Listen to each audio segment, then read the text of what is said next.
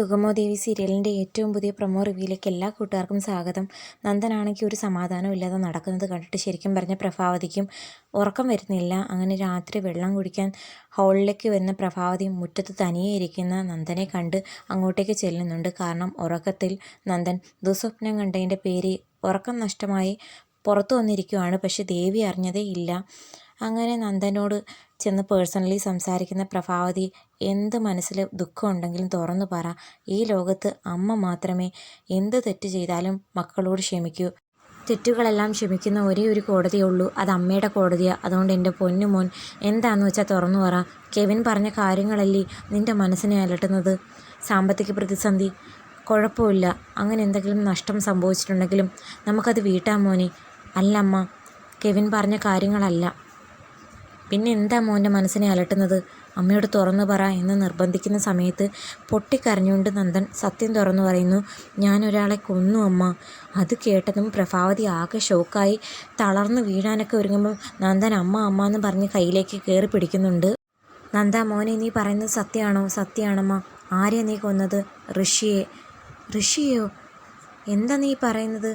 അതേ അമ്മ, ക്ഷേത്രത്തിൽ വെച്ച് അമ്മയും ചന്ദ്രമതി ആൻറ്റിയും ആ ഋഷി അപമാനിച്ചില്ലേ, അതിനെ തുടർന്ന് ഞാൻ ചോദ്യം ചെയ്യാൻ പോയതുമല്ലേ. പക്ഷേ അമ്മ തടഞ്ഞതുകൊണ്ട് ഞാൻ അന്ന് അവനെ കാണാൻ പോയില്ല. പക്ഷേ വഴിയരികിൽ ഋഷി നിൽക്കുന്നത് കണ്ട് ഞാനും കെവിനും അതിനെപ്പറ്റി ചോദ്യം ചെയ്യാൻ അങ്ങോട്ടേക്ക് ചെന്നു. എൻ്റെ അടിയിൽ ബോധം കെട്ട് വീണ അവനെ ആൾതാമസമില്ലാത്ത ഒരു വീട്ടിലേക്ക് കൊണ്ടുപോയി. ബോധം വന്ന അവൻ ഓരോന്നും പറയുന്നത് കേട്ട് എനിക്ക് ദേഷ്യം വന്ന് അവിടെ കിടന്ന ഒരു തടിയെടുത്ത് അവൻ്റെ തലയ്ക്കടിച്ചു.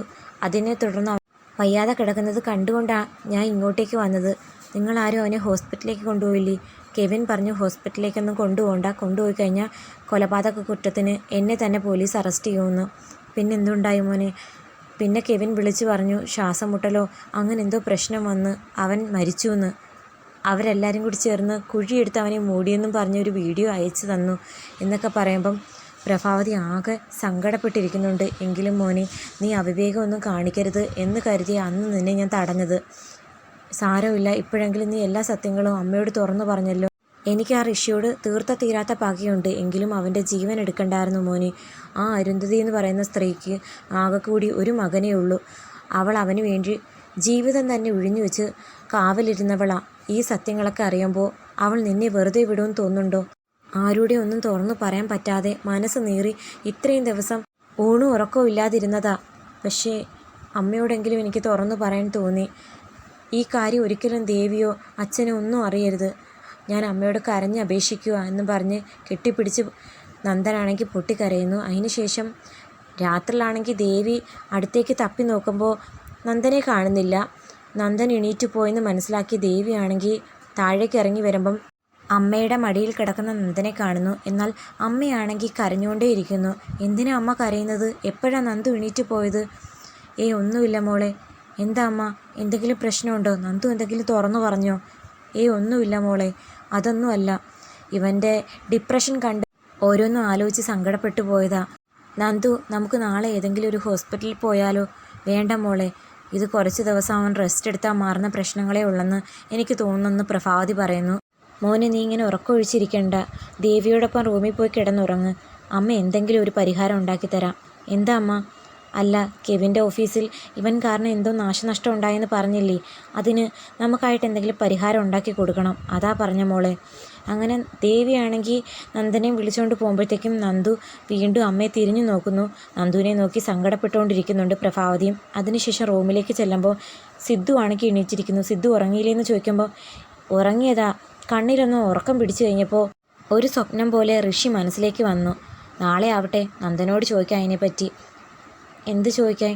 അല്ല, അവനെ ആരോ അപായപ്പെടുത്തിയെന്ന എൻ്റെ സ്വപ്നത്തിൽ കണ്ടേ എന്ന് പറയുമ്പം വേണ്ട, നന്ദുവിനോട് ഒന്നും ചോദിക്കണ്ട.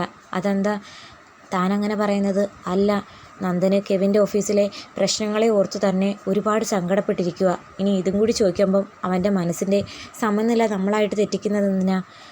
താൻ പറഞ്ഞത് ശരിയാ. അവൻ ഒന്നാമത് സങ്കടപ്പെട്ടിരിക്കുമ്പോൾ ഇതിനെപ്പറ്റിയൊക്കെ ചോദിച്ച് ഇനി അവൻ്റെ സങ്കടം കൂട്ടണ്ട.